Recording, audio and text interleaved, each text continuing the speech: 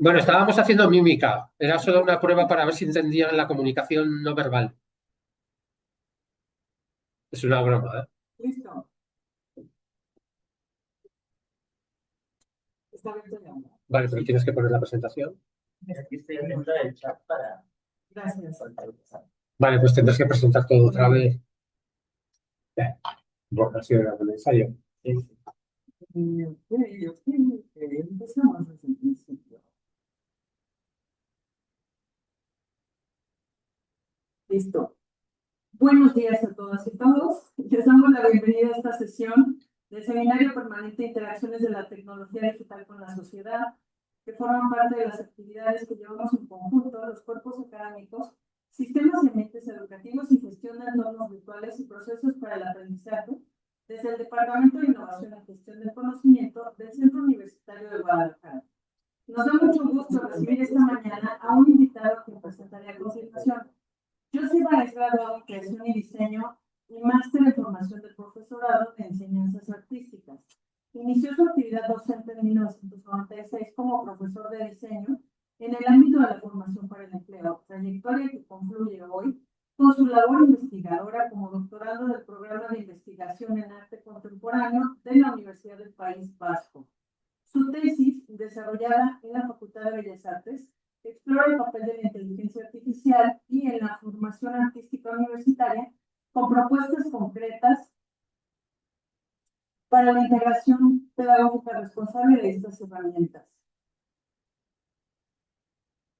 Beneficiario de una ayuda predoctoral de la universidad, realizó una estancia de investigación en el Laboratorio de Innovación de la Universidad de Niza, experiencia que ha enriquecido su enfoque en la intersección entre la práctica artística, ética de la inteligencia artificial e investigación empírica en educación. Hoy está aquí para hablarnos sobre hibridación cognitiva, agencia creativa y ética ante la inteligencia artificial. Gracias por estar hoy aquí, te escuchamos nuevamente y vamos con la presentación. Muy bien, pues muchas gracias. Bueno, antes de empezar me gustaría agradecer a todo el equipo del Centro Universitario de Guadalajara, a la Universidad de Guadalajara y sobre todo al profesor Guillermo Pech por haberme invitado a una estancia predoctoral aquí en vuestra universidad y en vuestra ciudad, que me está encantando. Estoy disfrutando al máximo de este clima que tenéis, aunque estéis esperando vosotros la temporada de lluvias. A mí me parece maravilloso. Y bueno, pues sin más voy a pasar a hablaros de hibridación cognitiva. Bueno, yo trabajo en el departamento de dibujo de la Facultad de Bellas Artes de la Universidad del País Vasco, que está en Bilbao. El País Vasco es una región de España, del norte de España. Por eso me gusta vuestro clima, porque es una región muy lluviosa. Y vengo para hablaros de tres temas en esta presentación. De hibridación cognitiva, que es el tema que realmente reúne a todos los demás, de la agencia creativa y luego de la ética de la inteligencia artificial. Entonces, en la charla, en esta conferencia, vais a ver cómo divido el tiempo en estas tres partes y luego finalmente os contaré un poco de qué trata mi trabajo. Os pediré un poquito de paciencia y de comprensión, pues espero que sea lo más divertida posible. Bueno, como podéis ver, lo primero que os pido es que si hacéis el favor de escanear ese QR, os va a llevar a un cuestionario donde creo que en tiempo real vais a poder hacer comentarios, cuestiones, preguntas que nosotros podremos ir contestando o luego podremos abrir el debate al final de la charla, pues bueno, para aclarar o para ahondar en aquellos temas que os sean de más preocupación. Luego al final os mostraré el QR también, ¿vale? O sea que no tenéis por qué hacerlo ahora al principio. Bueno, vamos a hablar de hibridación cognitiva y os voy a explicar por qué yo creé esta charla hace ya un tiempo y la llevo ya dando en varias universidades. Y la génesis fue que en mi facultad, que es una facultad de Bellas Artes, la inteligencia artificial se ve como algo que va a destruir nuestro mundo. Entonces, por eso he diseñado este fondo de pantalla, es un mundo destruyéndose, pues porque es la visión que tienen en mi facultad. O sea, es como un va de retro Satanás, no quieren ver para nada la inteligencia artificial en nuestro campo, cuando yo creo que tiene cosas malas, obviamente, pero hay cosas que podemos adoptar de una forma muy interesante para el desarrollo de nuestro alumnado. Y voy a intentar explicároslo en esta charla. Bueno, nos vamos a ir al concepto. El concepto es el de hibridación cognitiva. Para explicar el concepto, nos vamos a ir a lo que dice el diccionario de la Real Academia y vamos a explicar los dos términos, hibridación y cognitiva. Esto se ha adelantado un poco. Ah, bueno, no, perdón. Ahí está. Vale. Os voy a ir poniendo en cada una de las tres secciones una cita muy célebre de la historia de la humanidad en la que se ve cómo siempre hemos sido reacios a los nuevos desarrollos tecnológicos. Por ejemplo, Platón decía que la escritura era un medio ineficaz de enseñanza porque los lectores no están pensando por sí mismos, solo leyendo las palabras de otro. Decían que un alumno no podía aprender por la escritura porque no memorizaba las cosas. Al tenerlas escritas ya no hacía falta desarrollar la memoria. Bueno, qué cosas, ¿no? Bueno, si seguimos avanzando, como os decía, vamos a explicar los términos. Hibridación es la acción de hibridar. Hibridar es producir híbridos. Un híbrido es el resultado de combinar dos elementos de diferente naturaleza. Vale, y os pongo unos ejemplos visuales para que lo entendamos mejor. Por ejemplo, un pomelo. El pomelo es un híbrido natural, es la mezcla de una naranja y un limón. Sucedió de forma casual en la isla de Barbados y, bueno, pues los animales empezaron a diseminar las semillas de los pomelos porque entendían, bueno, les resultaba atractivo que no era tan ácido como el limón, era más dulce como la naranja, pero mantenía las propiedades del limón. Bueno, eso hizo que el pomelo pudiera pervivir, ¿no? Y llegar a nuestros días. Tenemos también otra cosa que se llama hibridación artificial. El ser humano ha creado híbridos para su propio provecho durante toda su historia. Por ejemplo, la mula. La mula es un híbrido entre un burro y una yegua que mantiene las propiedades de resistencia que tiene un burro y la velocidad y la potencia de carga que tiene una yegua. ¿Vale? Bueno, pues esto es lo que denominaríamos un híbrido artificial. Y hoy en día tenemos ya elementos que han sobrepasado ya esa clasificación de hibridación natural o hibridación artificial como el motor híbrido. Es un nombre que ya tiene categoría propia. Un motor híbrido es el motor que inventó Toyota, la marca Toyota, mezclando las propiedades de un motor de combustión y de un motor eléctrico. De manera que potencia ambos mundos y saca lo mejor de las dos propiedades. Como veis, el híbrido per se es algo positivo. Es algo que siempre busca lo mejor de dos mundos para una evolución. De hecho, al híbrido natural, el del ejemplo del pomelo que os he puesto, se le ha llegado a llamar hibridación evolutiva, porque la naturaleza evoluciona a base de híbridos. Se generan miles de híbridos a diario, miles de plantas que se cruzan, animales que se cruzan, células que se cruzan, pero la mayoría no sobreviven porque no tienen un beneficio, porque no tienen una razón de ser. Pero aquellos que sobreviven generan evolución. Por eso el híbrido, per se, es algo positivo, es una hibridación evolutiva. Si seguimos avanzando en la presentación, esto lo podemos llevar al mundo de la educación a través del concepto cognitivo. Cognitivo es perteneciente o relativo al conocimiento. El conocimiento es el entendimiento, la inteligencia, la razón natural. ¿Qué es entonces la hibridación cognitiva? Es una combinación de conocimiento. Es lo que se produce en el aula. En el aula se produce una hibridación cognitiva en el momento en el que entra un profesor y entra un alumno con diferentes conocimientos y se produce la evolución tanto del alumno como del profesor a partir de la mezcla de esos conocimientos. Es decir, la hibridación cognitiva siempre ha estado en el sistema educativo. Lev Vygotsky, que es el padre del sistema educativo tal y como lo conocemos hoy, era un bielorruso de principios del siglo XX, fue el que creó la teoría sociocultural. Decía que para poder desarrollarse había que estar en un contexto sociocultural, había que estar en sociedad y bajo una cultura. Y era de eso de lo que aprendíamos, por nosotros solos no podríamos aprender. Decía que lo que una persona puede hacer hoy con ayuda, mañana podrá hacerlo por sí sola. Es la base del sistema educativo. Él desarrolló este modelo, el modelo ZDP, que es la zona de desarrollo próximo. El círculo interior es el desarrollo personal que puede tener una persona viviendo en una isla desierta. Y los círculos exteriores son los desarrollos a los cuales puede acceder a medida que va teniendo contacto con otras personas, con profesores, con el sistema educativo y, bueno, con su familia, con los amigos. el sistema sociocultural no solamente es el sistema educativo, también es el sistema social y el contexto cultural en el que te desempeñas. Esto ha ido evolucionando a lo largo de los años. A finales de los 80, Lee Schulman creó otro modelo, el PCK, Pedagogical Content Knowledge, el conocimiento pedagógico del contenido. Decía que el conocimiento pedagógico del contenido es la comprensión de cómo enseñar un contenido específico de manera efectiva. Es decir, decía que en el aula no solamente era importante que el profesor o el sistema educativo o la universidad a la que accedes conozca los contenidos que te tiene que transmitir, sino que es importante también que sepa cómo hacerlo. ¿Vale? Ese es el modelo que él creó. Modelo que Puña Miesla y Matthew Kohler en el 2006 ampliaron con la TED tecnológica. Y hoy el TPAC es el modelo más importante que estamos siguiendo en el mundo educativo. El Technological Pedagogical Content Knowledge, el conocimiento tecnológico pedagógico del contenido. Es decir, este gráfico lo explica perfectamente.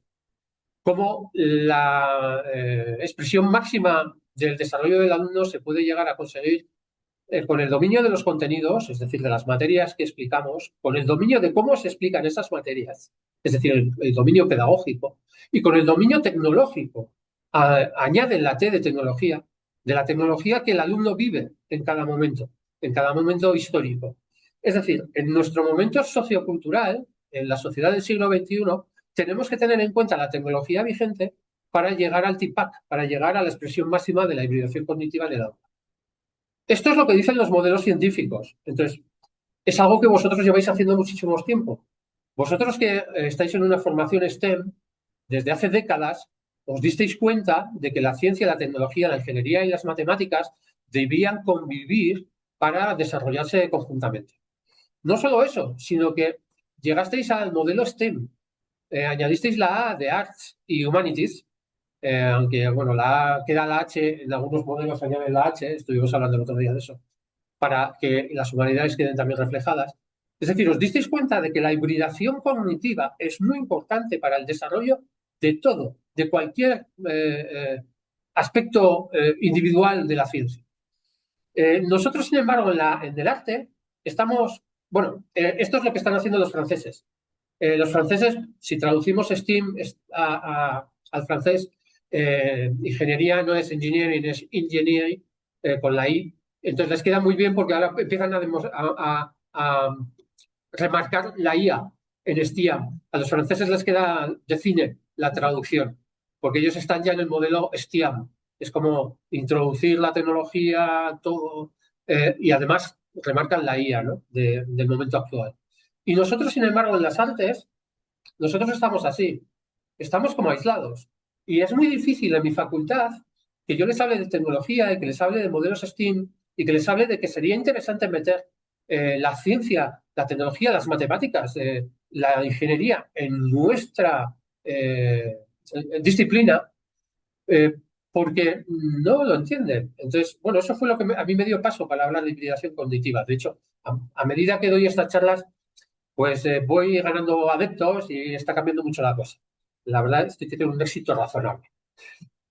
Y es muy triste que se piense así en el mundo de las artes, porque en el mundo de las artes siempre hemos sido pioneros, hemos sido la avanzadilla siempre, hemos sido siempre la vanguardia en el mundo científico.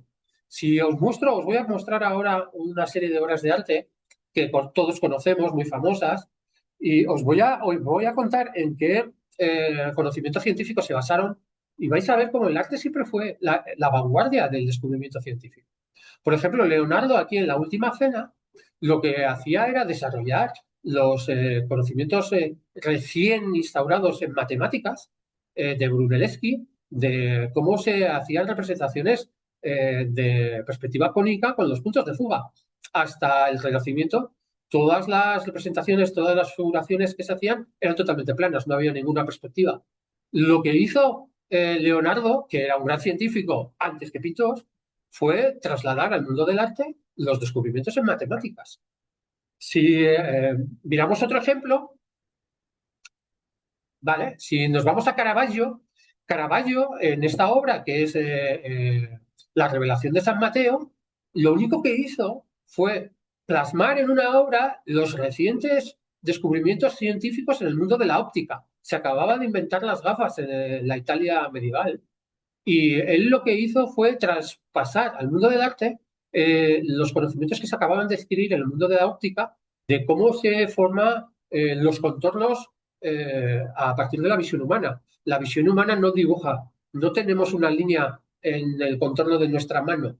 Nosotros vemos la mano en contraposición con el fondo en el que se representa.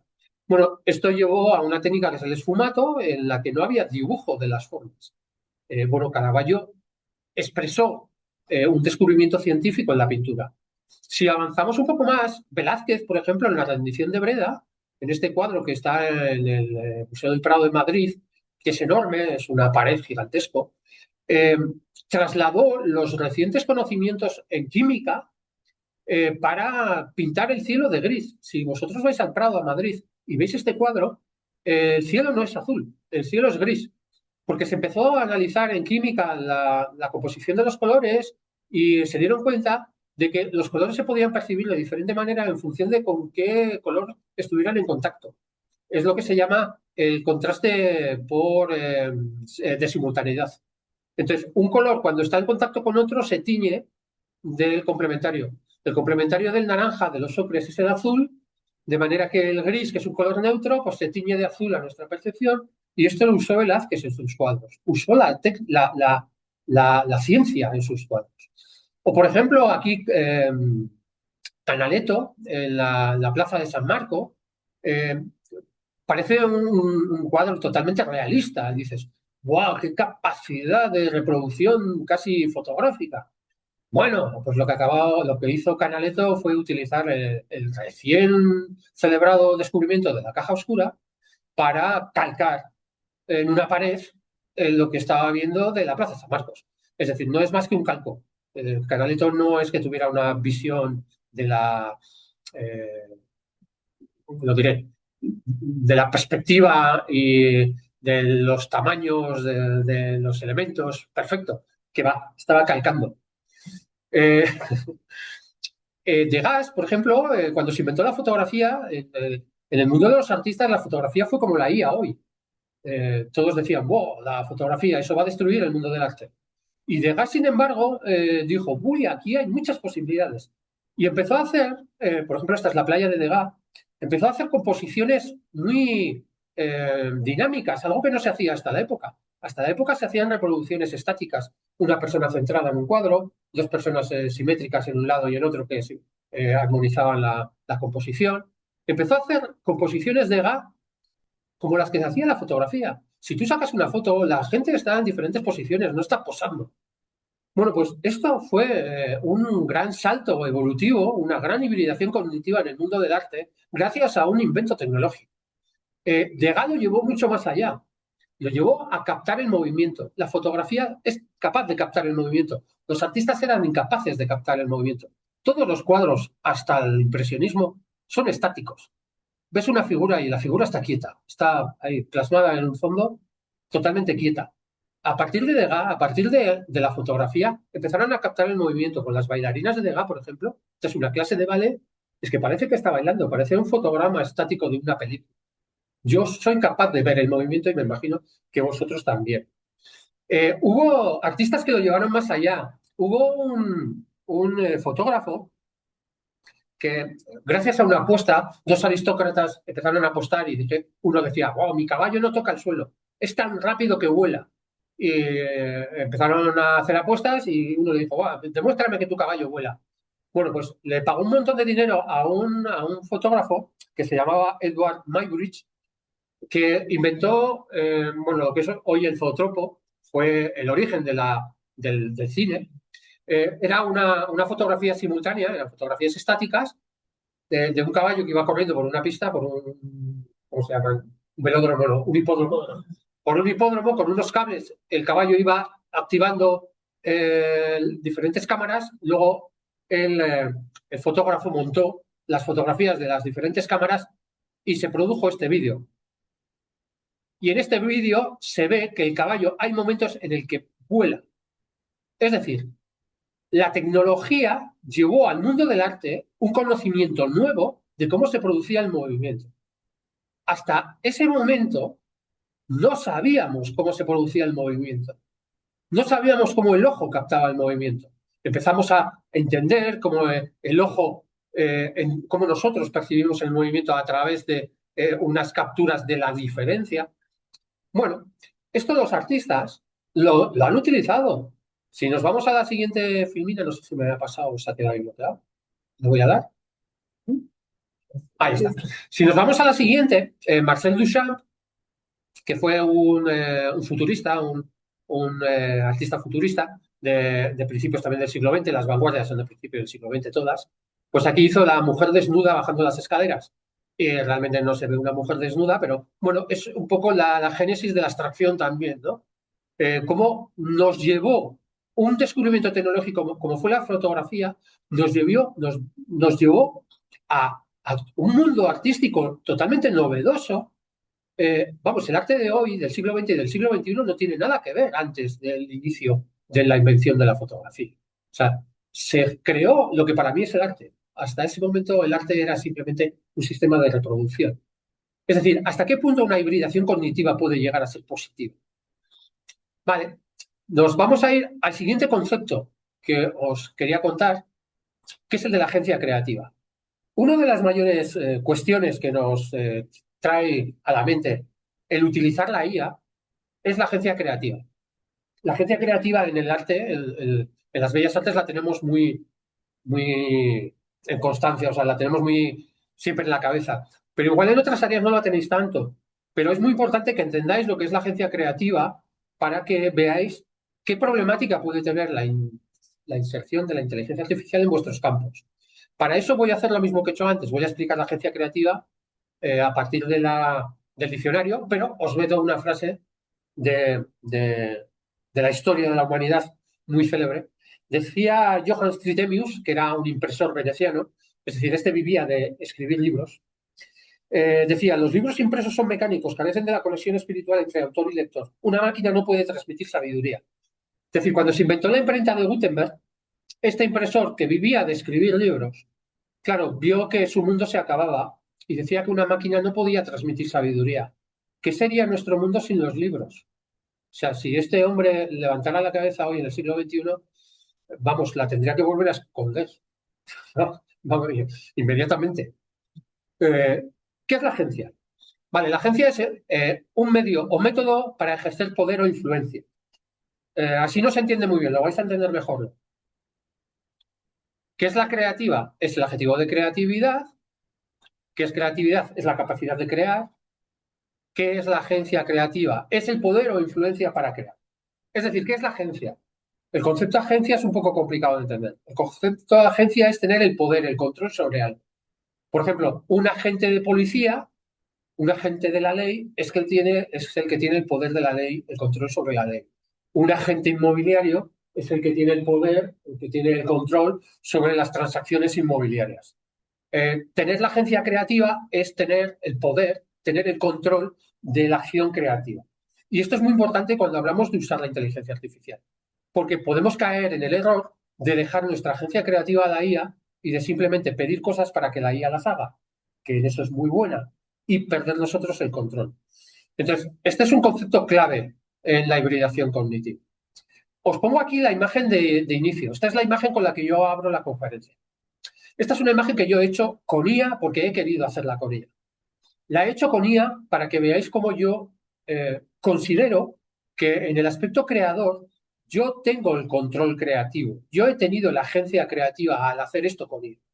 Lo hice con una IA, con Stable Diffusion, exactamente con DBIZ, que es una herramienta de Stable Diffusion, y le puse un prompt.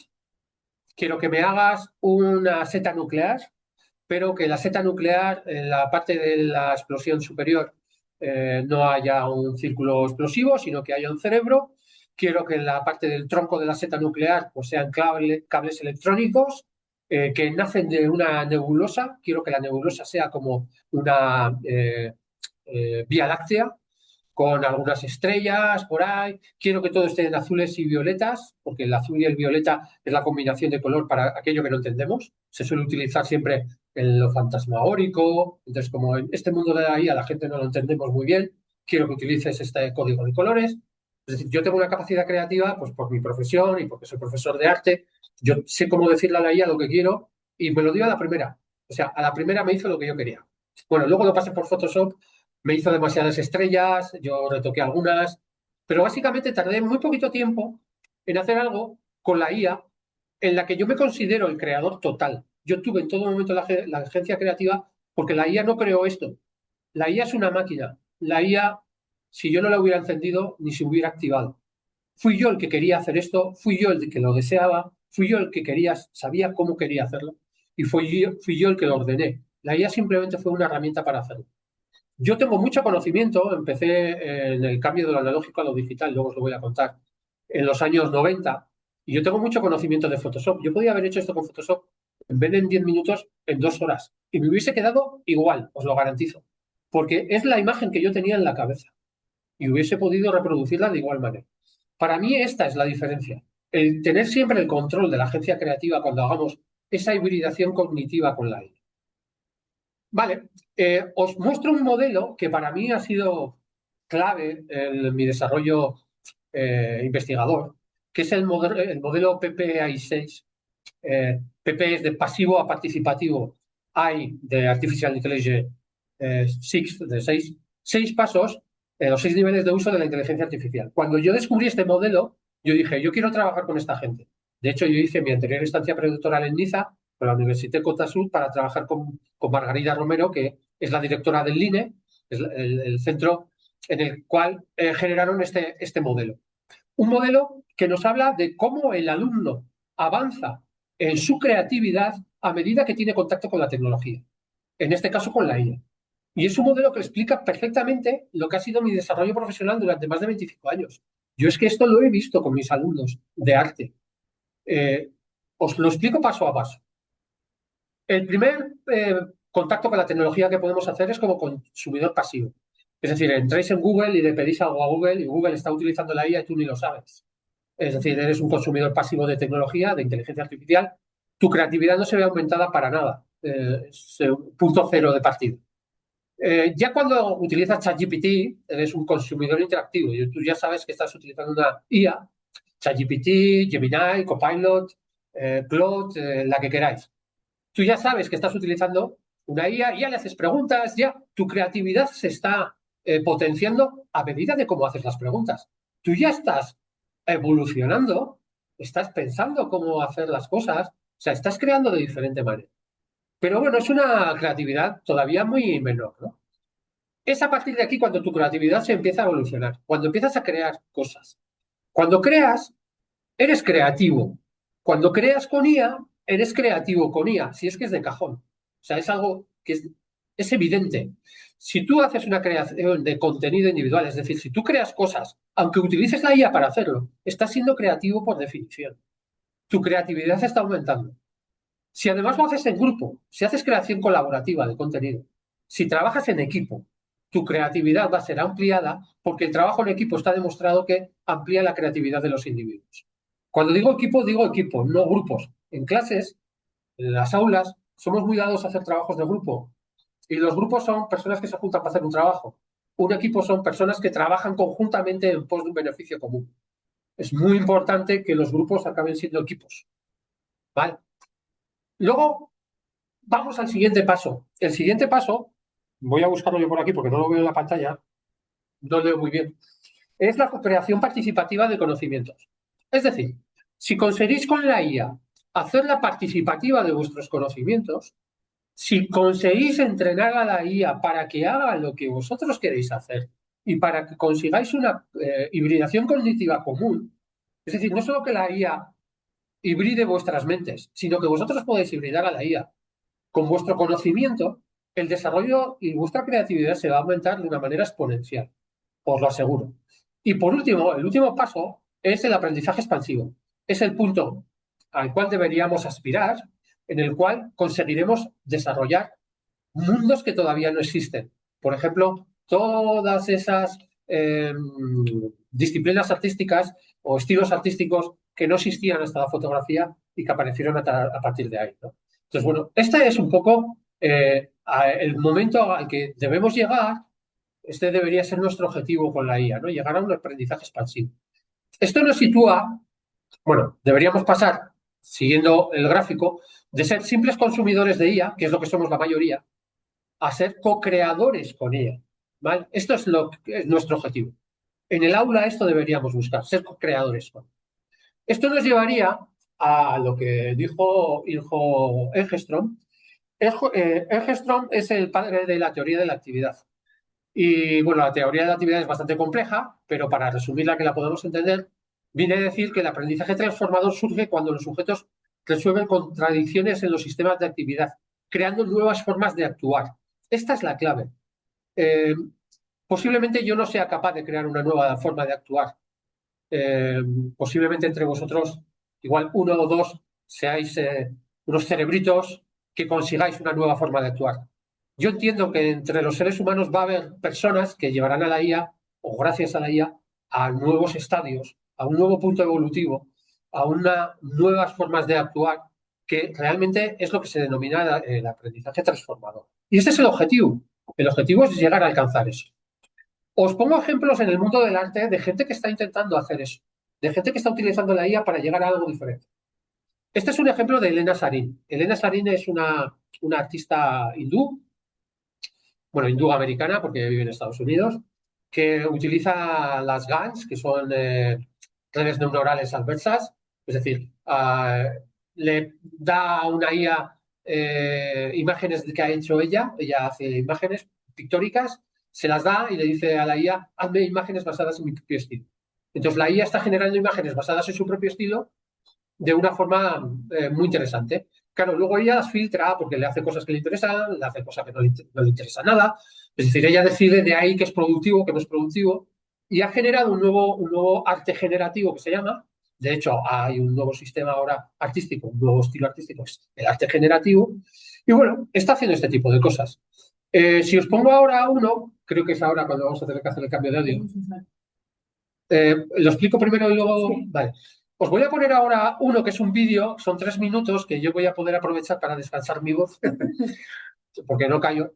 Es un artista turco, es una eminencia, se llama Refik Anadol, hace cosas espectaculares con IA. Es un vídeo de 3 minutos, él habla en inglés, porque es un vídeo internacional, pero está subtitulado al español. Entonces vais a poder ver los subtítulos. Hizo un trabajo en la Casa Batlló, en Barcelona, a través de los trabajos de Gaudí. Gaudí, no sé si conocéis, es un arquitecto catalán. Bueno, pues en Barcelona es muy importante, toda la obra arquitectónica que tiene en la ciudad es espectacular. Y bueno, os dejo el vídeo para que lo veáis. Estas imágenes, no me acordaba que tenía yo unas imágenes. Esto lo hacía yo antes, hace 25 años, yo ya hacía lo que hacía Elena Sarin. Yo ya hacía mezclas con Photoshop. Me decían, wow, ¿cómo haces esto con Photoshop? Esto arte digital es una basura, estás cargándote el mundo del arte. Hoy se llama arte digital artesanal y está súper valorado. O sea, el arte digital hecho con Photoshop a mano hoy se valora. Cuando hace 25 años a mí me decían, oh, esto es con ordenador. ¿Qué cosas? Bueno, pues os enseño. Este es el vídeo.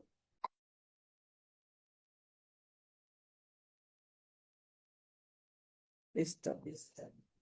Y ahora vamos a hacer. Va.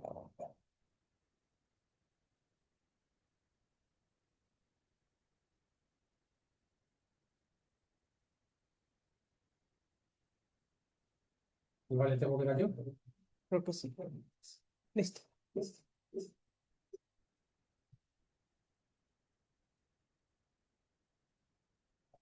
Resolution, you go this very special path, and so you suddenly land in an immersive room that feels complete in a world. The very first attempt we tried was tell a story about being in the mind of a Gaudi. But then we learned that the more we research of his mind, there is a whole new world. It's infinite, like every building, every design, every object, furniture, texture is a whole new world. And in that between time, we designed a version that where we were able to literally, physically, truly fly in this imaginary tunnels of maybe his mind, maybe his dream, where all these buildings that has a legacy about Gaudi connects each other. And I believe when he was seeing those buildings, those patterns, forms, he maybe have this, all of them somewhere, sometime connected. Maybe they have a story between them. Maybe they have like a relationship when he was non-linearly thinking about all the buildings he achieved. We have a much more precise and purposeful journey that is connecting different buildings together. And I do believe that this will be adding a more excitement and fresh perspective to AI, to Gaudi, to his culture, legacy. Since last year and now, AI is taking over the world. But we were working on this project 3 years ago. We were like thinking about AI and Gaudi 3 years ago. And now the world understanding the power of AI. So it's very inspiring to see that we are on the forefront of new ideas. And also like this is a new era. Digital art, Tetsuya Sabatio, is accepted. It's a form of expression for artists like me, upcoming generations, inspired by computers, algorithms, data. We are finally having a platform to share our ideas. So I'm grateful for myself and also for upcoming generations who will be able to imagine and share the work with the millions of people. I'm very much touched when I read hundreds of comments saying Gaudi would love it if he can see it. So that is an incredible input from the audience that makes all of us very happy and understand that we respect him. We are not going over him. We are co-creating with his spirit, with his ideas and genius. It's a dream. It's a dream in a dream. like there's an art inside and an art inside, and it's just a big honor, deep honor for me and for my team. I mean, it's a very big privilege to be able to connect with millions of people across the world who wants to understand him, and where we innovate new ideas, using the past, now, and future together. So I think it's a co-creation with the building, with Gaudi, with Casabatio, with the team. I think it's the future. It's co-creation.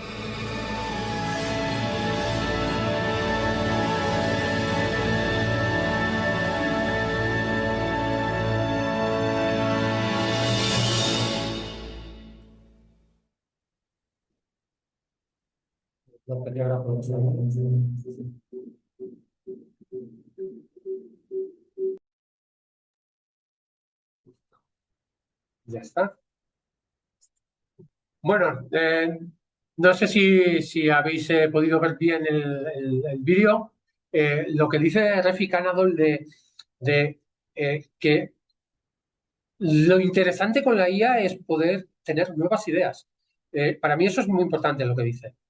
Lo llama la co-creación, ¿no? Pero es muy interesante que no pensemos que la IA nos va a permitir hacer lo que ya hacemos.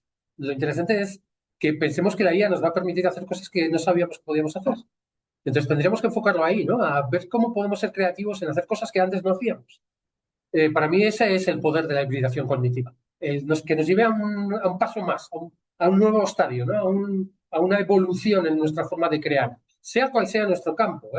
Yo, claro, mi mundo es el arte, pero en vuestros mundos lo mismo. O sea, si utilizamos la IA para hacer lo que hacíamos antes de una forma más rápida, o sea, simplemente para ser máquinas más efectivas, pues igual no estaremos haciendo un uso de la IA muy inteligente, ¿no? Porque nos estaremos convirtiendo simplemente en engranajes de la maquinaria.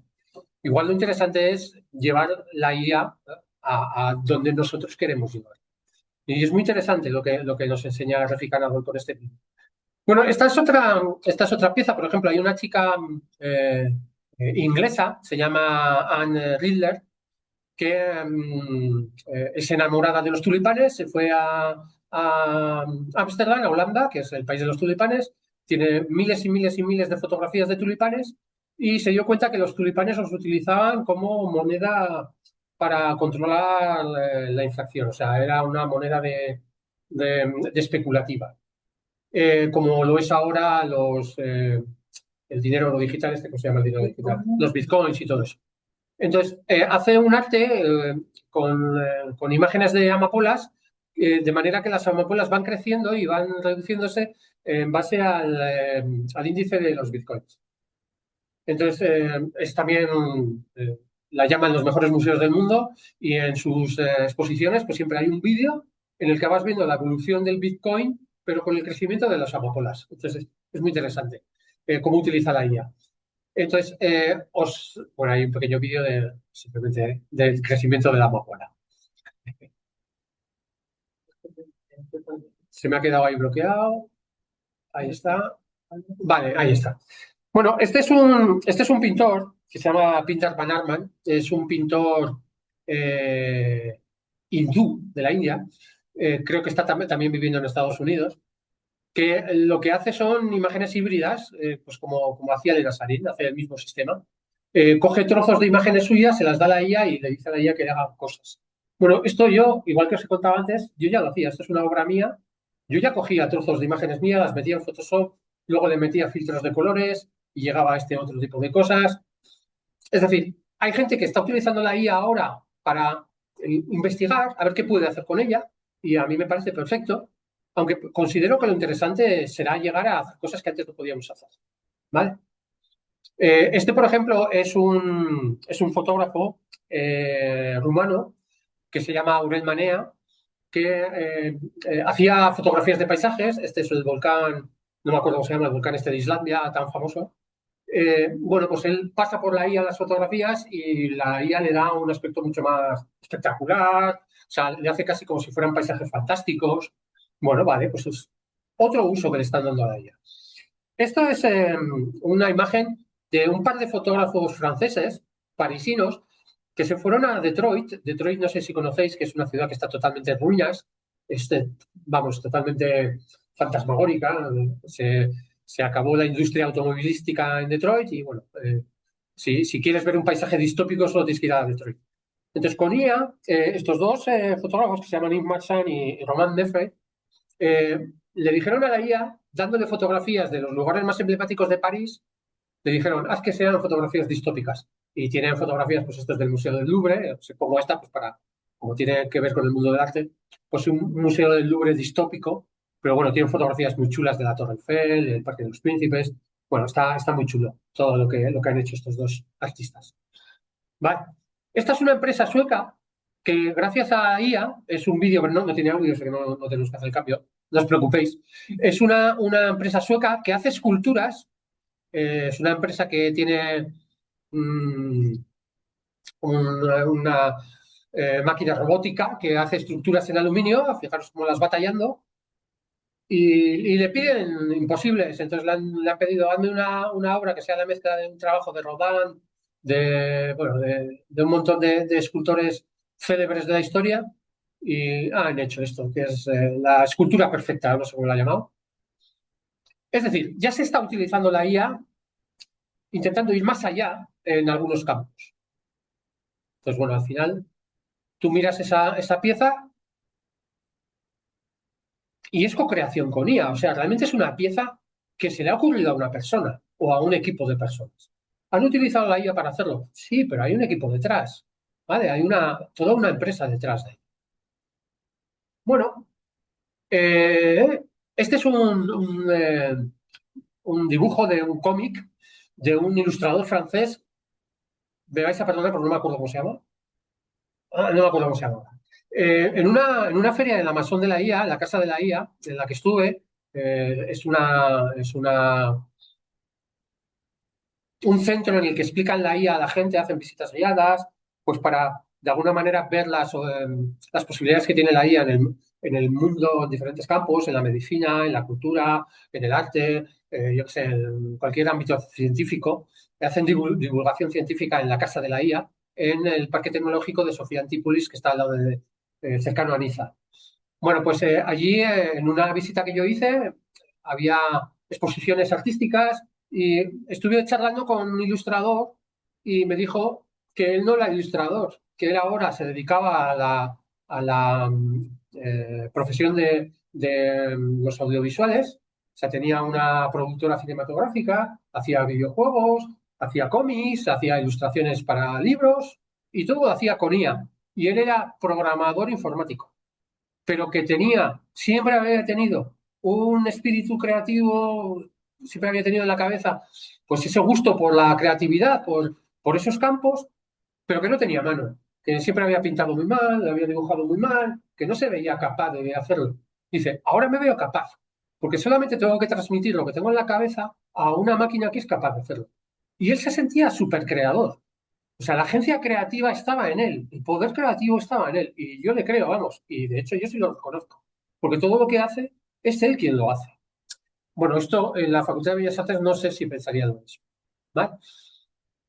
Bueno, pues con esto termino el bloque de la agencia creativa, para que veáis que es muy importante que mantengamos la agencia creativa cuando utilicemos la IA. Que no sea simplemente un sustituto de nuestras acciones, sino que sea un desarrollador o una ayuda al desarrollo de nuestras ideas. Vale, por último, siempre que hablamos de IA, hay que pararse aquí. Hay que hacer una ética, un apartado especial de la ética. Yo no me veo hablando con mis alumnos de IA sin hablar de ética. Al apartado le he llamado ética estética porque es muy interesante. En las artes nos dedicamos precisamente a lo que no es la ética. Los griegos en la Grecia clásica, llamaron la ética a todo aquello que era lo común del ser humano. El trabajo, la familia, el campo, o sea, todo lo que era lo necesario para vivir. Y llamaron lo estético a lo que era lo superfluo. En lo superfluo estaba pues el arte, la danza, el teatro. O sea, no hace falta el teatro para vivir, ¿no? Pero sí hace falta trabajar para vivir. Ese tipo de historias. Bueno, entonces, me gusta llamar a este apartado ética estética por eso, ¿no? Porque es como meter la ética en el mundo del arte me parece interesante. Me parece curioso llamarlo así. Entonces, otra frase de la historia de la humanidad. Charles Baudelaire, que fue un poeta francés de principios del siglo XX, cuando apareció la fotografía, dijo, la fotografía fomenta la mediocridad, ya que destruye la imaginación y convierte el arte en simple reproducción mecánica. Esto lo podemos trasladar perfectamente a nuestros días y decirlo de la IA. Mucha gente es lo que dice de la IA es esto mismo. Baudelaire, si levantara la cabeza hoy, pues seguramente la escondería rápidamente. Bueno, nos vamos entonces a la ética. Me gustaría preguntaros, cuando doy una charla con público delante, puedo mantener una conversación, les pregunto, ¿no? ¿Qué cuestiones éticas de la IA os parecen importantes, ¿no? Y luego digo, bueno, a ver si me he olvidado yo de alguna. Espero no olvidarme de ninguna de todas esas que se estén pasando por la cabeza, que seguro que se están pasando por la cabeza, ¿no? Cuando pensé. Sí, seguro que alguno pone en el chat pone alguna cuestión ética. Bueno, yo voy a ir diciendo y luego miramos a ver si alguna de las que han dicho no está. ¿Vale? Bueno, la primera es el no reconocimiento de uso. Atenta a la ética del uso de la IA el no reconocer su uso. Si usáis la IA tenéis que reconocer su uso. Y os pongo un ejemplo muy claro. Esta es una fotografía de un fotógrafo estadounidense llamado Josh Avery, que se hizo célebre en Internet. Yo no tengo redes sociales, pero no sé, Facebook o no sé qué, Pinterest o en alguna red social de estas, eh, como fotógrafo retratista, fotógrafo de retratos. Tiene de mujeres, de niños, de señores ancianos.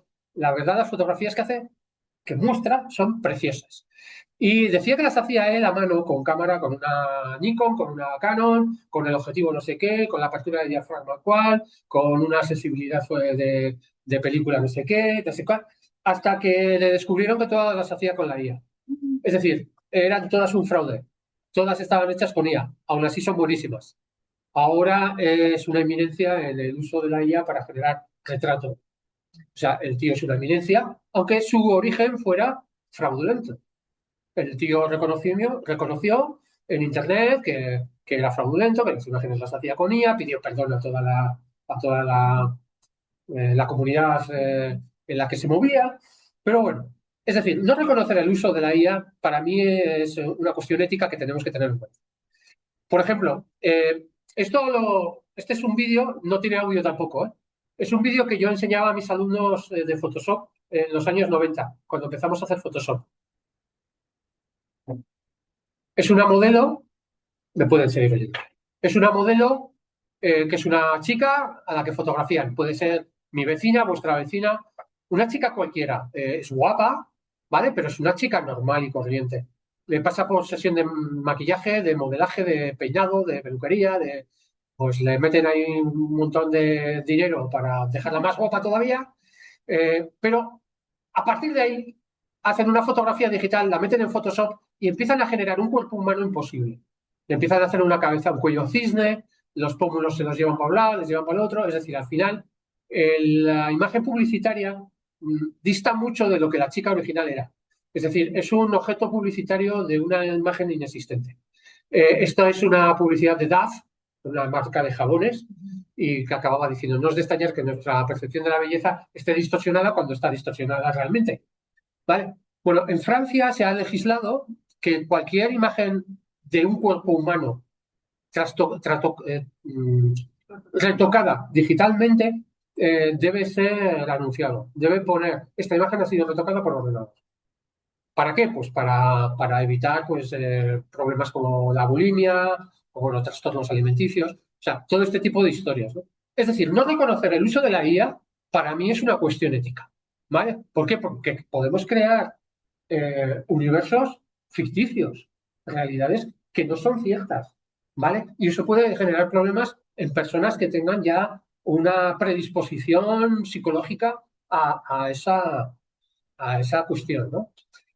Uno de los problemas más importantes es el impacto medioambiental, sin duda. ¿Vale? Este es el Clean Clean 2017, es un estudio que sacó Greenpeace en 2017 basado en el uso de Internet. Está basado en datos, pues estos son empresas que se dedican a medir los usos de Internet, pues porque se dedican al mundo de la creación de eventos. Entonces, claro, quieren saber qué le gusta a la gente, en qué anda la gente metida, para luego pues generar espectáculos y televisión, programas de audiovisuales. Entonces, miden mucho cómo nosotros nos movemos por Internet, pues para luego ellos sacar beneficio económico, obviamente. Bueno, pues gracias a los datos que se saben de ese estudio 2017 de Greenpeace, esto es alucinante, a ver si pasa la pantalla. Vale, imaginaros que esto es Internet, la nebulosa esta que diseño hoy. El 30% de Internet lo usamos para pornografía. Más o menos, ¿eh? Es más, es el 32%. Yo, para que me saliera el gráfico fácil, he hecho múltiplos de 10 y he hecho 30% cada casi. El 30% es para uso pornográfico.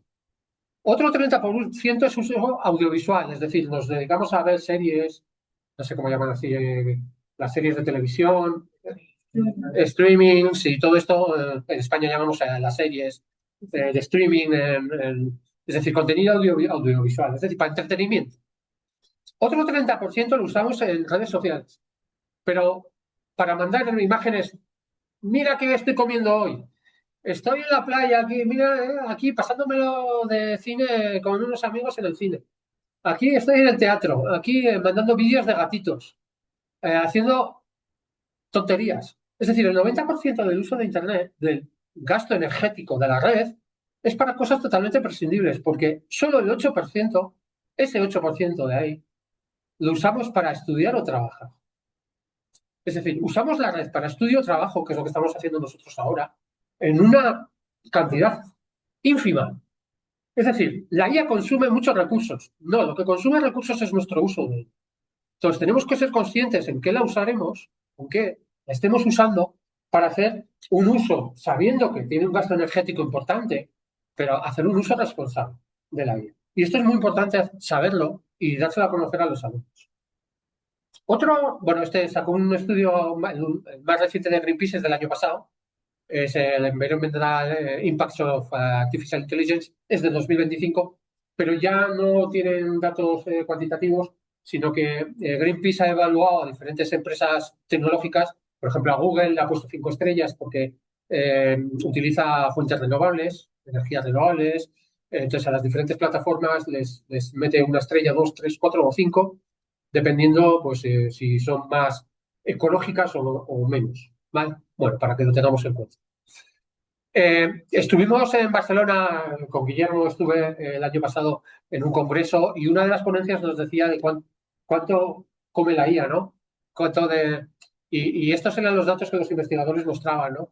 Que si hacemos 8 consultas medias en ChatGPT, consumiremos 10 vatios hora, 8 consultas por asignatura son 10 vatios hora, 5 asignaturas por día Ahí veis, ¿no? Al final, un alumno que está todo el día en Internet consumiría, en Internet no, usando la IA, consumiría el equivalente a 100 hospitales o a 650 colegios. Es una barbaridad.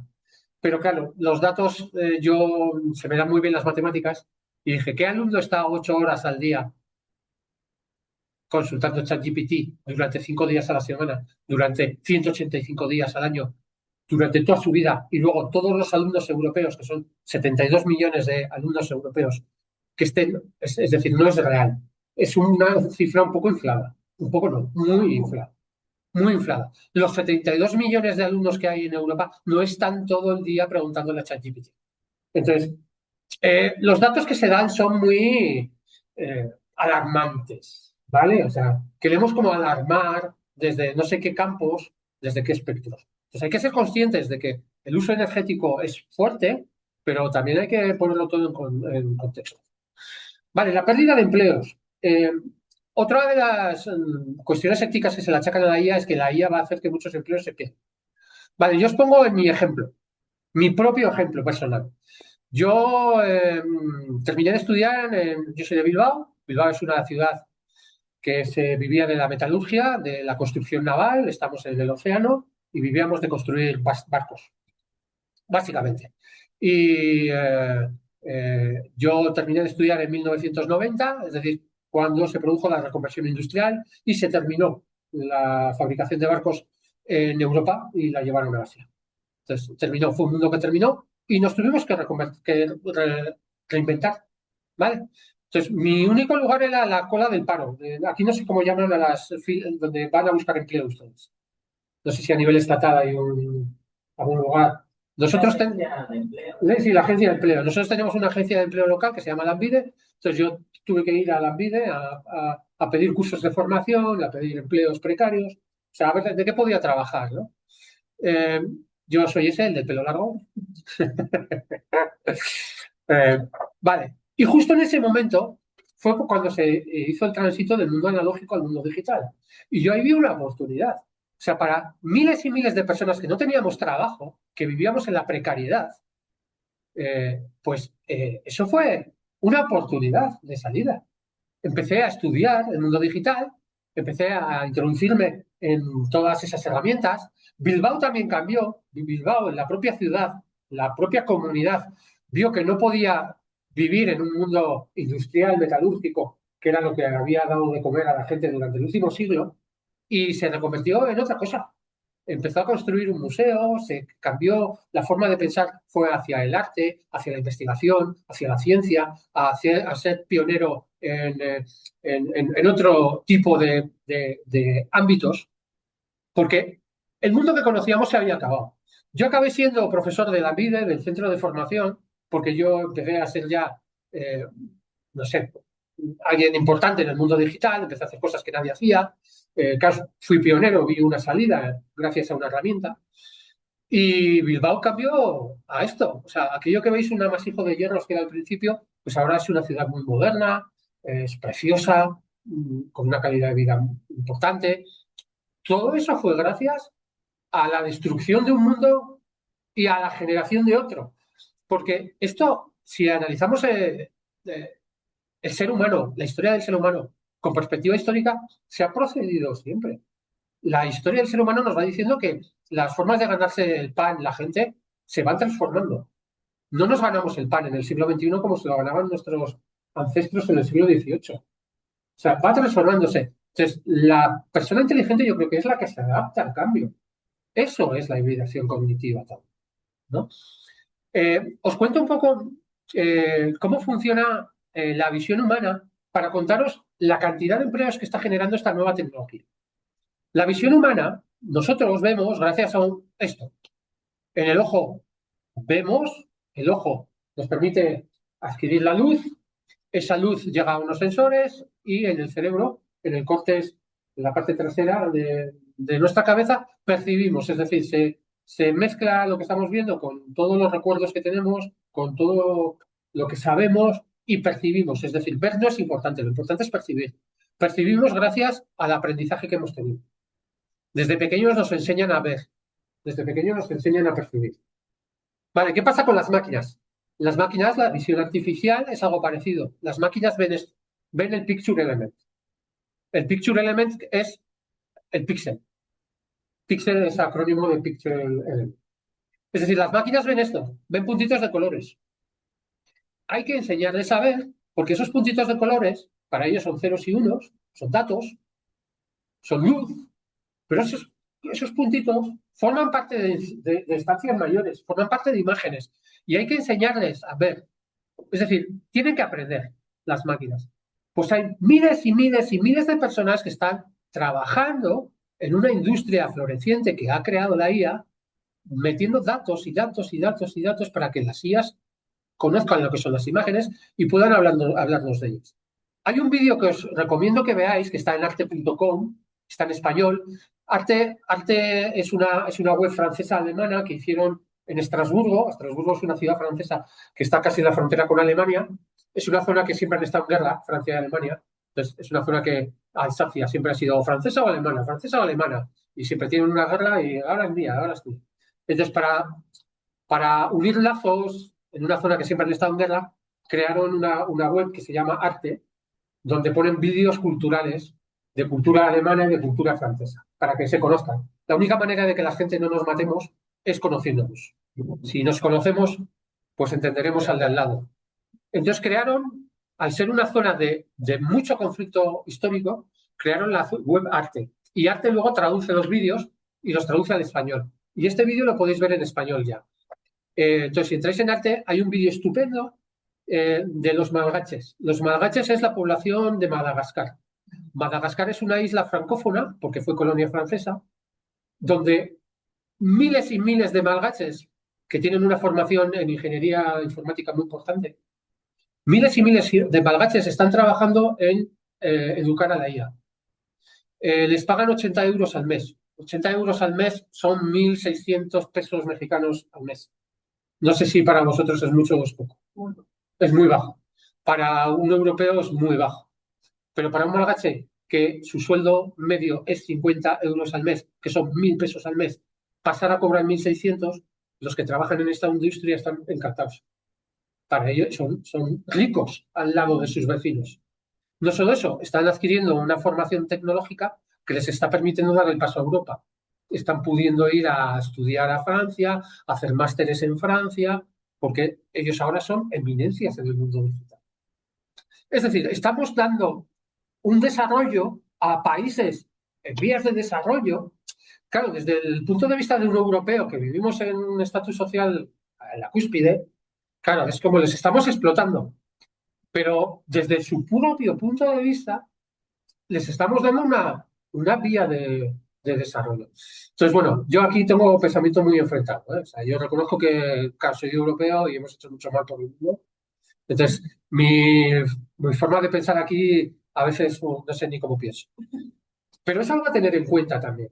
Y he puesto mi propio ejemplo previo. Como yo no tenía forma de vivir y gracias a una nueva tecnología la tuve. Mi hijo ahora es ingeniero informático y está especializado en ingeniería, en inteligencia artificial. Está trabajando como investigador en un centro médico. Utiliza la inteligencia artificial para fines médicos. Es decir, está dando muchísimo trabajo a mucha gente. Entonces, ¿se destruye trabajo? Sí, pero se crea otro. Entonces, no sé si le podemos achacar como una tara a la destrucción de empleo a la IA o si esa destrucción es evolutiva. Si la propia evolución del ser humano nos lleva a que los empleos cambien. No lo sé, pero bueno, tenemos que pensar en ello. Otra cuestión ética que tenemos que pensar es la apropiación indebida. La IA ha sido entrenada con imágenes de artistas sin permiso, con muchos datos de libros de autores que no han dado su permiso.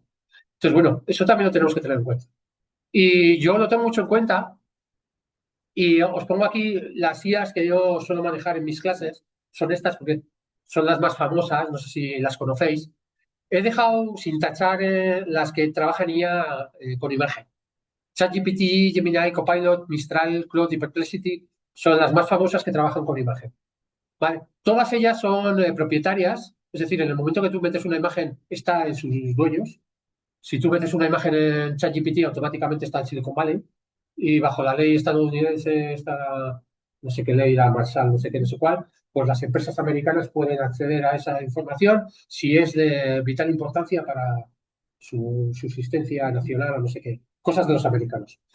Bueno, en Europa se nos considera un poco el freno de la IA porque tenemos muy, pues igual por esto que os decía yo, ¿no? De que estamos en la cúspide nos creemos ya los mejores del mundo mundial con todo el daño que hemos hecho y ahora pues velamos por la protección de la naturaleza, por los derechos humanos, cuando nosotros nos los hemos cargado siempre.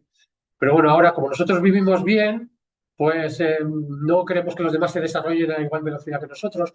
No lo sé, pero ahí podemos empezar a debatirlo. Estamos proponiendo una IA que es de código abierto, que te la puedes descargar, que la puedes usar de manera local en tu propio ordenador, como utilizamos Moodle, por ejemplo. A nivel universitario, en Europa se va a empezar a implementar esta IA, porque claro, la puedes utilizar y que todo lo que metes en la IA a nivel de investigación, pues si estás trabajando con patentes, pues que no salga de tu facultad. Es que tú, en cuanto metes algo en una IA de esas americanas o chinas, el conocimiento lo estás regalando, ¿vale? Es la apropiación indebida que están haciendo de tu conocimiento. Entonces, esto hay que tenerlo en cuenta también, ¿vale? Entonces, no sé hasta qué punto, pues, aquí los mexicanos podréis desarrollar vuestra propia IA o podéis colaborar en el desarrollo de una IA de código abierto, pues como se ha desarrollado Linux, que al final se ha desarrollado a nivel mundial, ¿vale? Bueno, esto lo tenemos que tener en cuenta también. Otro de los problemas que en Europa nos rompe la cabeza mucho es la pérdida de control y soberanía. Al dejar la IA en manos de estadounidenses y de chinos, porque mayoritariamente son IAs americanas o chinas, estamos perdiendo soberanía nacional.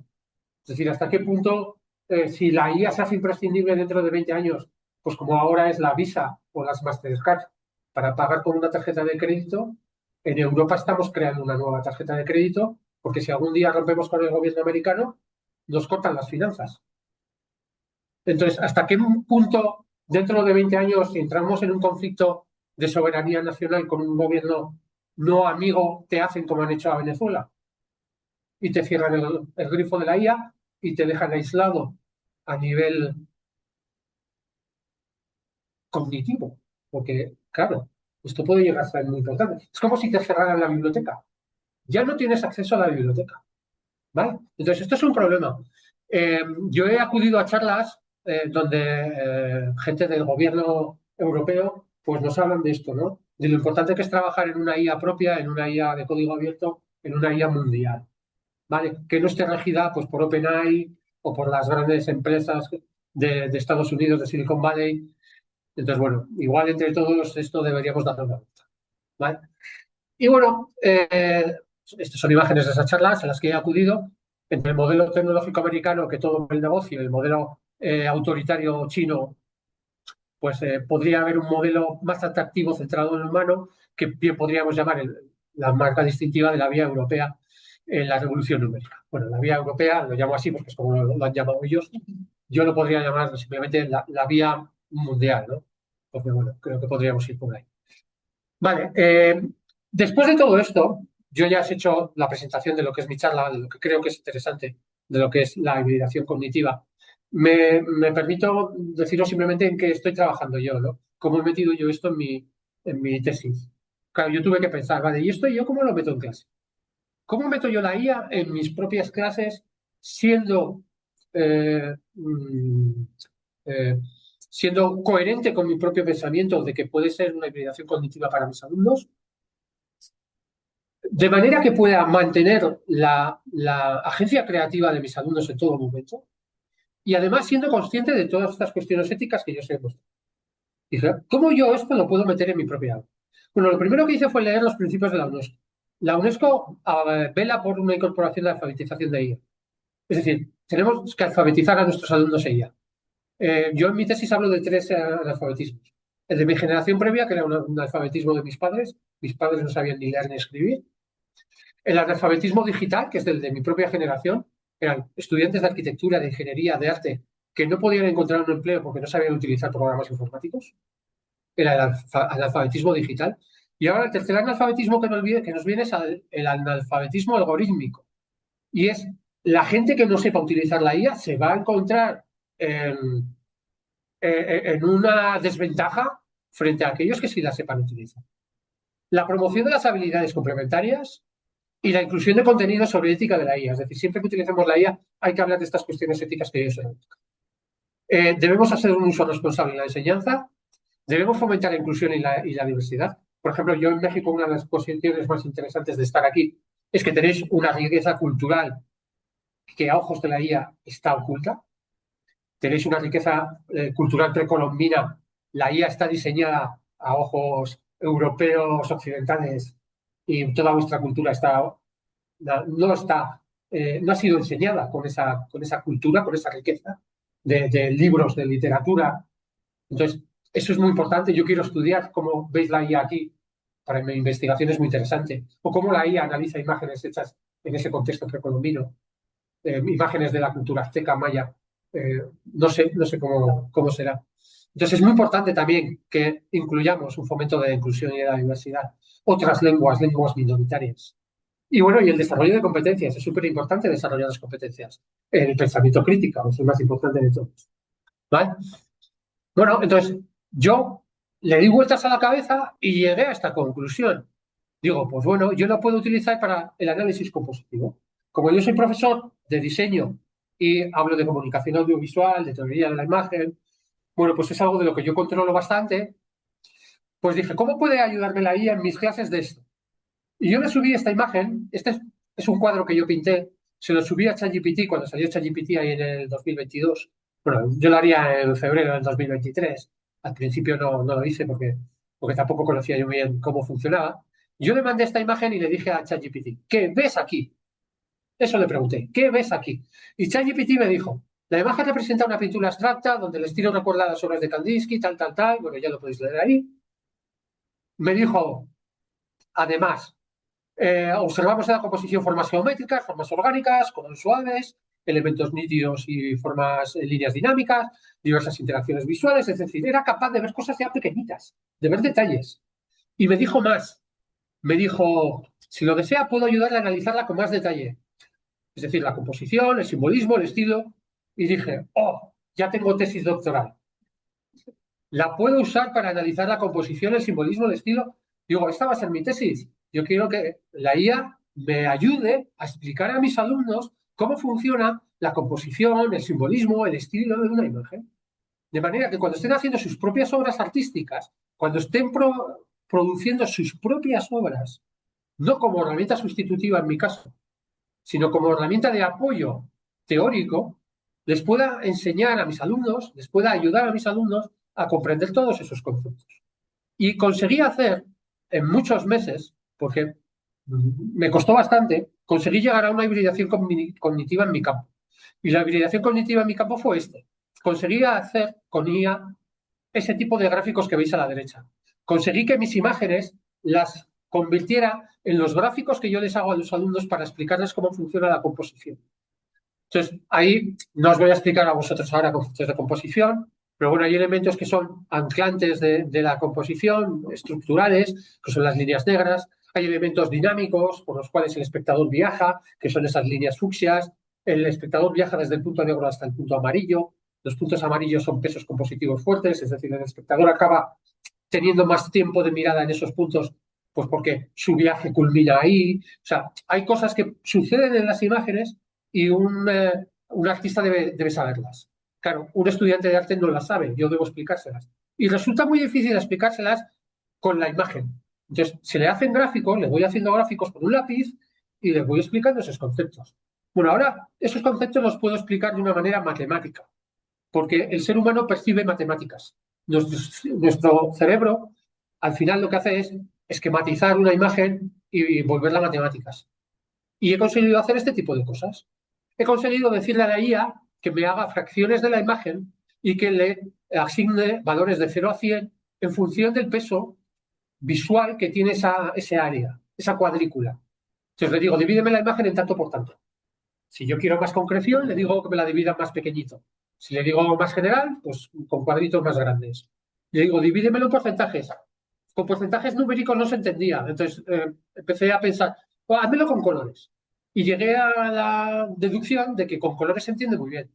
En esta imagen estáis viendo que hay una zona, que son esos 3 cuadritos, que corresponden precisamente con el muñequito negro que hay como un gato que está con las manos así. Es decir, que se lleva toda la atención. Casi siempre estamos mirando ese muñequito. Es el que se lleva el peso visual de la imagen.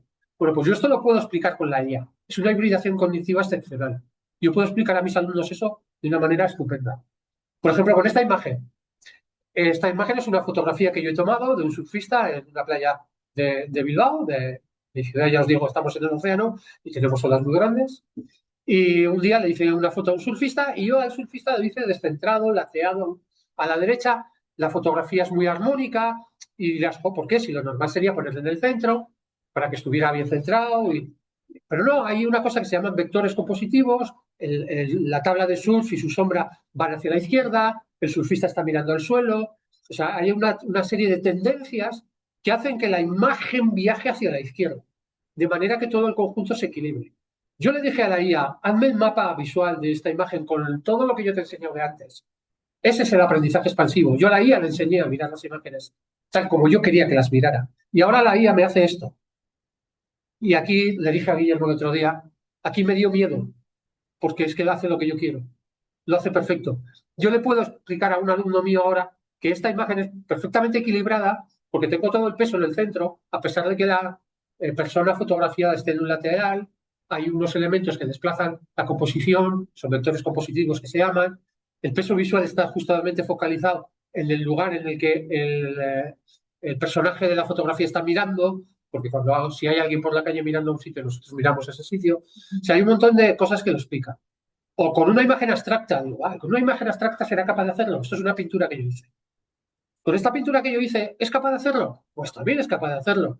Me hace un mapa en el que puedo explicar a mis alumnos que es una imagen equilibrada por simetría, tengo dos pesos simétricos a ambas esquinas, hay un eje compositivo en la mitad, se ve muy bien. Explico la imagen, que es esta, la explico con este tipo de historia. Es decir, ¿cómo puedo utilizar yo ahora esto en mis clases? ¿Cómo he descubierto que puedo utilizar yo la IA en mis clases? Pues cuando un alumno mío está haciendo una obra, lo normal es que te pregunte, ¿lo estoy haciendo bien? ¿Va bien por aquí? ¿Cómo puedo equilibrarlo? Me parece que algo falla. Y tú le explicabas, pero le explicabas y era como, tenía que hacer como un acto de fe y decir, vale, el profesor es el que sabe, le creo. No, si él me lo dice, vale. Ahora el propio alumno puede sacar una foto de su obra, pasárselo a la IA, decirle, hazme el mapa, y le da el mapa automáticamente. No tiene ni que pedir turno al profesor, porque en un aula que están 30 alumnos pintando, pues los tiempos que puedes estar con cada uno son muy breves. Es decir, él puede tener un apoyo cognitivo de conocimiento que no tiene por qué ser cierto. Es decir, en todo momento tenemos que poner a la IA en duda también, igual que me ponen en duda a mí, igual que ponen en duda la opinión del profesor. Yo cuando a un alumno le digo, oye, esto igual mejor si haces esto, el alumno a veces dice, porque tú lo digas, y decide hacer otra cosa, ¿vale? Pues con la IA tiene que ser exactamente igual. La IA nos da una posibilidad basada en matemáticas, porque no deja de ser una calculadora gigante, pero esa posibilidad que nos da tiene que ser una ayuda cognitiva. Tenemos un apoyo más, el apoyo del alumno, del grupo de alumnos, del profesor y ahora de una máquina puede estar en el aula perfectamente. Y yo considero que es una manera totalmente ética de usar la IA en mis clases. Y además, la agencia creativa de mis alumnos en ningún momento se ve menoscabada. En ningún momento. Es más, si ellos le preguntan a la IA dándole una foto de un trabajo que están haciendo, ¿sabe alguna idea de cómo podría mejorar? Incluso pueden aprender de las propias ideas que la IA les da. Porque también me lo hacen a mí, me preguntan a mí muchas veces, oye, ¿cómo puedo mejorar esto y tal? Y yo les doy consejos. Bueno, pues yo no voy a ver menoscabada mi función si se lo preguntan a una IA. Pero bueno, luego que me consulten a mí también. No sé. Y en lo que estoy ahora es en esto. Al final, mi tesis acabará generando un protocolo de integración responsable. Este va a ser la contribución de mi tesis. Yo he hecho todo un proceso de investigación para acabar ofreciendo esto a la comunidad investigadora. Mi protocolo de integración responsable, yo creo que debe estar sustentado en 4 patas. Es como una mesa y las 4 patas son una alternancia sistemática entre trabajo manual y existencia de ella. Es decir, sea cual sea, porque esto es transferible, sea cual sea nuestro campo, no debemos dejar el trabajo a la IA 100%. Es decir, sí, debe seguir habiendo trabajo artesanal, trabajo manual como lo hemos hecho hasta ahora. Que una parte lo haga la IA, estupendo, pero que no sea sustitutiva. O sea, que no dejemos que la IA lo haga todo. Debe haber rotación instrumental entre diferentes herramientas de IA. No debemos hacer todo siempre con la misma IA. Debemos cambiar. Hay muchas herramientas de IA, debemos usarlas todas. Hay diferentes herramientas que crean imágenes, hay diferentes chatbots. Probadlos todos con un mismo problema, consultarlo en varios, contrastar las respuestas que os dan, porque a veces las respuestas son inventos, a veces las respuestas son, pues eso, invenciones que hace la IA, ¿vale? Entonces, cruzar siempre las diferentes IAs. Incluso está muy bien, muy interesante, darle a una IA lo que otra IA os ha dado y diciéndole que os lo ha dado una IA. Yo esto lo suelo utilizar. Mira, Gemini, Copilot me ha dicho esto. ¿Tú qué piensas? Y es guay, porque entre ellas entran ahí en disputa y, pues Copilot me parece una IA muy interesante y que trabaja muy bien, pero yo haría esto, esto y esto y esto. Y aprendemos de sus propias discusiones. Es una cosa que os recomiendo. Luego, documentación exhaustiva de las decisiones críticas. Esto es una pata para mí importantísima en el aula. Debemos evaluar los trabajos con un dossier en el que el alumno reconozca qué uso ha hecho de la IA. He utilizado la IA en esto, en esto, en esto y en esto. ¿Por qué? Porque si no estaremos dando pie a esa pega ética del no reconocimiento de uso. Esto lo he hecho yo. No, lo has hecho con IA. Si lo has hecho con IA, reconócelo, que yo no te lo voy a valorar menos. Yo estoy promocionando que utilices la IA como un nuevo agente en esa hibridación cognitiva. Yo no lo voy a valorar negativamente. Es más, lo voy a valorar positivamente porque estás haciendo uso de todas las herramientas que están a tu mano. Pero quiero saber cómo lo has usado y en qué medida y qué resultados has obtenido. ¿Vale? Por eso es muy importante hacer una documentación, hacer un dossier en la entrega de trabajos en la que pongas pues cómo ha sido el proceso. Porque los procesos son muy importantes en el aprendizaje del alumno. Esto lo hablábamos el otro día, Guillermo y yo. Al final, el profesor no se debe centrar en la entrega de los resultados. El profesor debe preocuparse del aprendizaje del alumno y eso se hace en el proceso. Entonces, es más importante el proceso de aprendizaje que el resultado final. El resultado final me da igual. ¿Vale? Y luego la evaluación continua del impacto sobre la autonomía creativa. Esto es algo que debemos hacer los profesores y los alumnos también, pero sobre todo los profesores. Evaluar con el uso de la herramienta si estamos ayudando a la creatividad de nuestros alumnos o estamos poniendo, ¿cómo se dice? Piedras en el carro, no sé cómo se dice aquí. Chinitas, dificultades. Es que no sé si la expresión que yo uso utilizo lo mismo. Hablamos español, pero me he dado cuenta en mi tiempo aquí que hablamos un español diferente. Entonces, debemos medir si la introducción de la tecnología está siendo positiva o no. Porque si no está siendo positiva, la debemos quitar. O sea, tampoco hay que ser talibanes en nuestras opiniones. O sea, yo pienso que puede ser positiva, pero tengo que ser consciente de que si no lo está siendo, ¿vale? Bueno, y con esto, pues termino esta charla. Espero no haber sido muy, muy empalagoso. Eskerrik asko es como decimos en mi tierra, gracias. Eskerrik asko es muchas gracias en vasco, porque yo soy de una zona de España que tenemos lengua propia. Y nada, bueno, siempre me despido con un eskerrik asko que es muchas gracias. Muchas gracias a todos por haberme atendido. Y nada, os dejo nuevamente el código QR del cuestionario por si queréis responder a alguna de esas preguntas que os planteamos ahí, que nos serán de mucha utilidad para la investigación, pues son preguntas sobre cómo veis esta tecnología en el mundo educativo, en el mundo de la enseñanza-aprendizaje.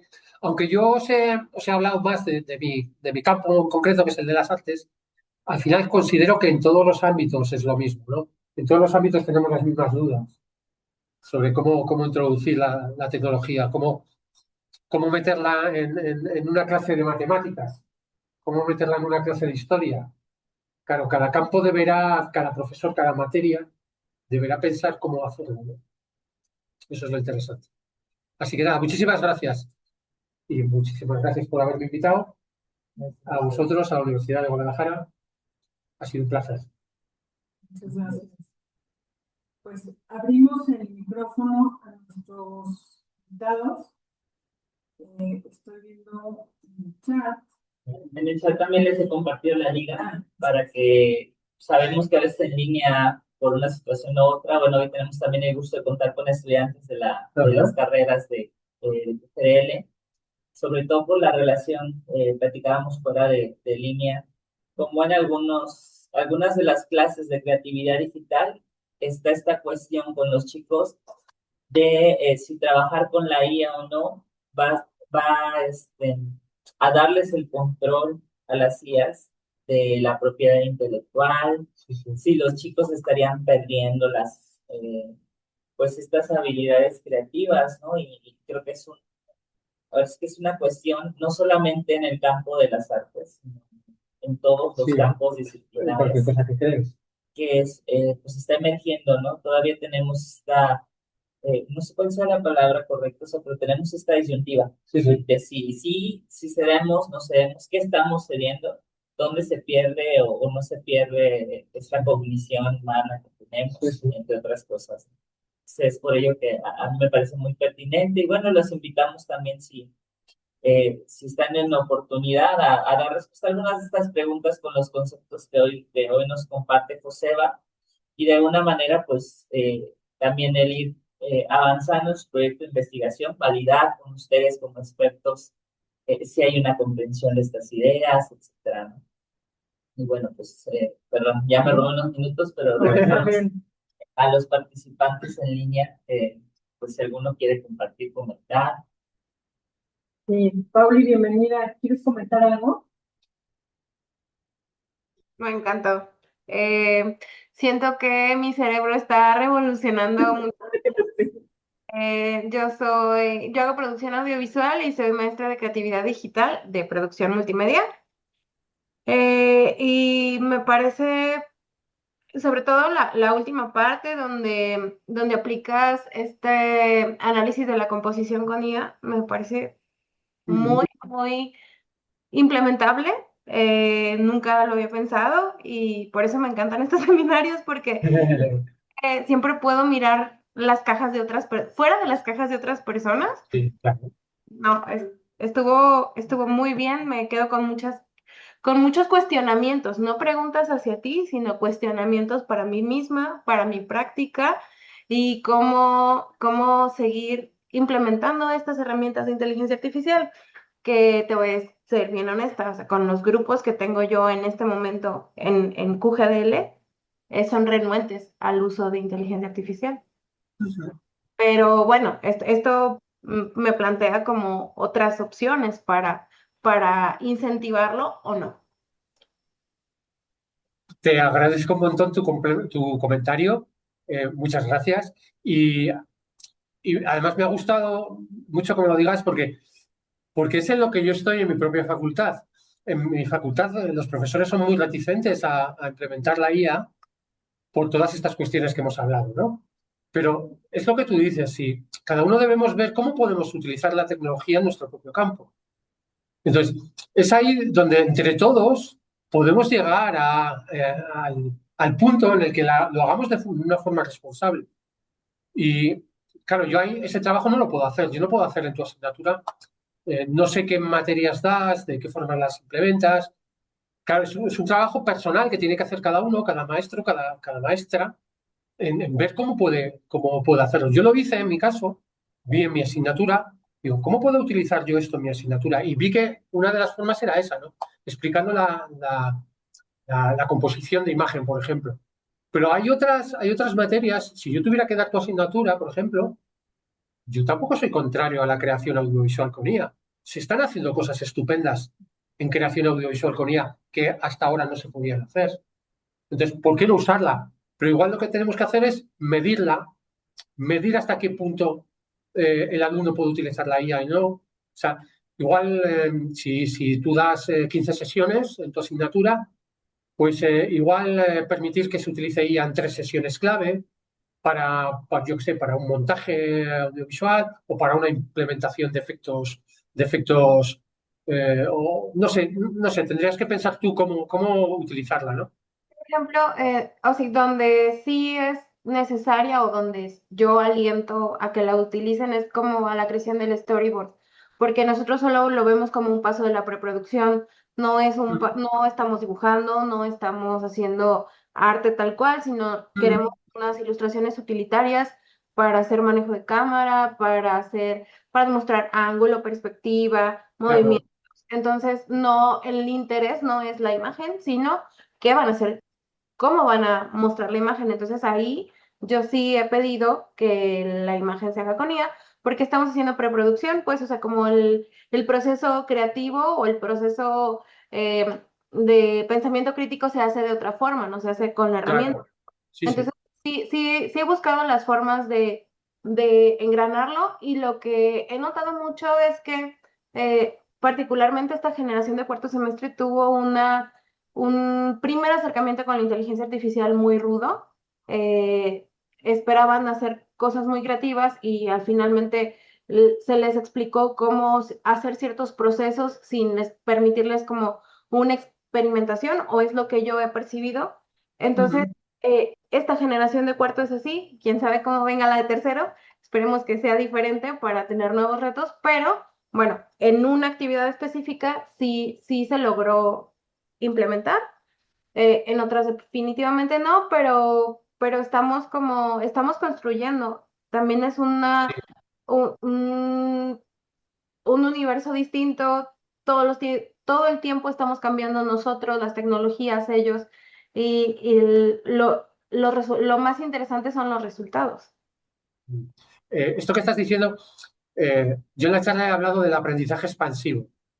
El aprendizaje expansivo es al final cuando la propia IA aprende de cómo tú trabajas para darte los resultados que tú necesitas.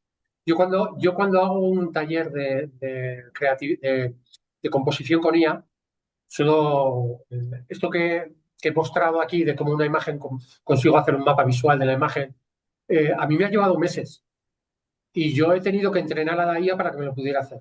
Al principio lo que me daba era datos numéricos, me daba una tabla tipo Excel con pues, matemáticas. Eso yo no se lo podía enseñar a un alumno, era imposible. O sea, un alumno viendo esa tabla no entendería nada de la imagen, o sea, eran matemáticas.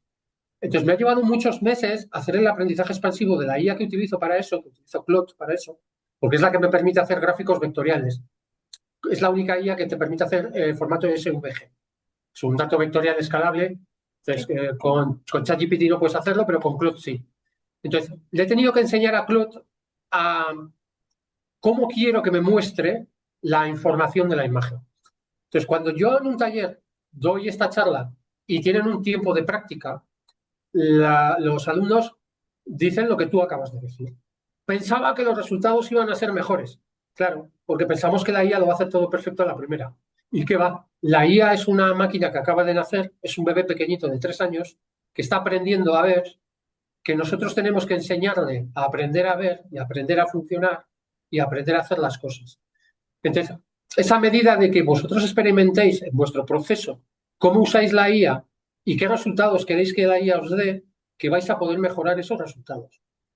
Por eso los alumnos ahora te dicen, es que en los resultados pensábamos que iban a ser mejores. Ya, yo también, el primer día que cogí la IA pensaba que me iba a hacer, a la primera iba a ser maravilloso y lo que me daba era una porquería.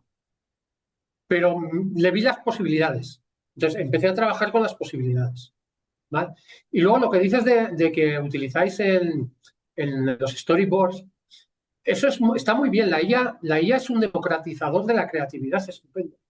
Hacer una creación audiovisual es muy costoso. Si tú necesitas un equipo de ilustradores para hacer los storyboards, un equipo de literarios para hacer los guiones, si necesitas una producción audiovisual, no la podría hacer más que 4 personas adineradas. Entonces, vuestros alumnos, gracias a la IA, van a poder hacer creaciones audiovisuales, aunque sean muy pequeñitas, para poder contar una historia, para poder contar algo que tenga valor. Deberían centrarse en eso. Deberían centrarse en poder ser diferentes, porque lo que vende realmente es ser diferente. La diferencia. En aspectos de la IA se llama la singularidad. La IA, hay un concepto que es la singularidad de la IA, es cuando ya acabe siendo creativa por sí. La IA por ahora no es creativa. La IA simplemente hace lo que le manda un humano. Y coge datos y los monta y ensambla y da un resultado que es un mix de ciertas cosas. el humano puede ser singular. De hecho, los humanos somos singulares todos. Entonces, yo a los alumnos les intento hacer ver que lo importante es que sean singulares, que hagan algo diferente que no hace nadie. Van a poder vender su trabajo mejor. Si no van a ser máquinas de una maquinaria, van a ser engranaje de una maquinaria. Para buscar trabajo, obviamente, hay que saber hacer lo que hace todo el mundo. Pero si luego se quieren vender como creadores, el ser diferentes, diferenciarse, está muy bien. Y la IA puede ir muy bien por ahí, porque a la IA le puedes pedir que te dé ideas y te va a dar sugerencias que igual no van con las tuyas, pero te hacen pensar a ti nuevas. Sí, claro, o sea, como pienso que en mi práctica profesional me funciona mucho para iterar. No, no tanto como no tanto como un asistente o como un productor, sino como un ejercicio de iteración. Tengo esta idea, ¿qué puedo mejorar? ¿Qué puedo hacer más simple? ¿Qué puedo hacer Sí, más sí, complejo? Y a la vuelta y vuelta y vuelta y vuelta. claro. Este, entonces Y sí, eso mismo te da nuevas ideas que tú antes no hubieras tenido y que ahora tienes gracias a un intermediario, es lo que decíamos de la hibridación cognitiva. O sea, la y hibridación al final siempre es positiva. creo específicamente como en la producción, que es una cosa, es como un área muy técnica del arte, vamos a decirlo así. Sí, sí. Lo que creo que es muy importante es que los estudiantes aprendan el proceso. Entonces, las herramientas que puedan tener a su disposición y que aprendan a aprovecharlos está bien, Sí, sí, siempre y cuando tengan claro el proceso. Y creo que eso es un es. poco también esta parte como de analizar la composición, porque si te queda claro cómo está compuesto, por qué esto funciona y por qué esto no, en estas zonas marcadas con porcentajes, eventualmente serás capaz de repetirlo, pero entendiendo, Claro, entendiendo el proceso. Entonces, claro. creo que mientras a ellos les quede claro cómo llegar a este resultado a través de las Sí, herramientas, sí. pues ya estamos del otro lado, pero me gustó muchísimo esta forma en que lo has incorporado a tu práctica y también ya voy a empezar a buscar más ideas para cómo incorporarlo, porque Nada, pues es ese eterno debate purista de se vale en el arte o no se vale. Y claro, se vale, pero ¿cómo? claro. Pues nada, pues yo te animo a que veas cómo incorporar y a sacar nuevas maneras de uso y a que me las compartas luego. Sí, porque al final aprendemos todos de todo. Entonces, de eso se trata. Y estos encuentros al final lo hacemos para eso. Todos aprendemos, que es de lo que se trata. Muchas gracias. Al contrario. ¿Alguien más que quiera comentar o preguntar algo a Joseba? Hay que organizar ese taller de composición con el apoyo de la INA. Creo que va a ser una buena opción. Sí. Aunque los resultados sean frustrantes al principio. Claro, también quiero. Al principio son frustrantes. Muy bien. Pues estamos sobre el tiempo Sí. de la sesión. Una disculpa por todos los... No, es que va, para nada, para nada. Ha sido maravilloso, me pasa muy bien. Muchas gracias. Y bueno, a todos los que nos acompañaron, les agradecemos mucho que estuvieran acá. Les agradecería igualmente si pueden abrir su cámara, por favor, para tomar una captura de quienes estamos acá. Hola, Lu, buenas tardes. Javier, mucho gusto. Vamos a ver qué más. Jennifer, Mariela, Jessie, Lori, Oliver, apenas te leí hace un ratito, perdón. No, si vieran las maromas que hicimos hoy acá, bueno, voy a tomar la foto. Una, dos, tres. Y bueno, pues los invitamos a seguir en contacto y ya les estaremos informando sobre las próximas actividades. Que tengan un buen fin de semana. Voy Hasta luego. tomando de recuerdo para que hagamos nuestro gasto de energético. Muchas gracias a todos.